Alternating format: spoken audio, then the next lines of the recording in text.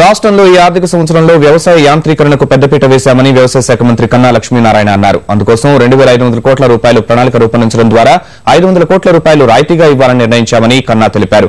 హైదరాబాద్ లో హైటెక్స్ ప్రాంగణంలో వ్యవసాయ శాఖ హైటెక్స్ ఆధ్వర్యంలో 4 రోజుల పాటు జరగనున్న అగ్రిటెక్స్ 2013 ప్రదర్శనను మంత్రి ప్రారంభించారు. ఇలాంటి ప్రదర్శనలు రైతులకు ఎంతగానో ఉపయోగపడతాయని, యాంత్రీకరణ ద్వారా వ్యవసాయ ఉత్పాదక వ్యయాన్ని తగ్గించుకుని నికర ఆదాయాలు పెంచుకోవచ్చని వివరించారు. గత సంవత్సరం 500 కోట్ల రూపాయలు సబ్సిడీ కింద ఖర్చు పెట్టాం. 13-14 సంవత్సరాలు కూడా మరొక 500 కోట్ల రూపాయలు ఖర్చు పెట్టి మరి వ్యవసాయ యాంత్రీకరణలో అనేక రకాలైనటువంటి మార్పులు, కొత్త టెక్నాలజీ వస్తున్నటువంటి మాట మనం చూస్తూనే ఉన్నాం.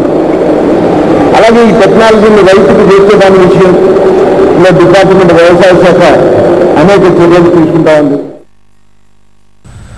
తెలంగాణ నగార సమితి నాయకుడు నాగం జనార్దన్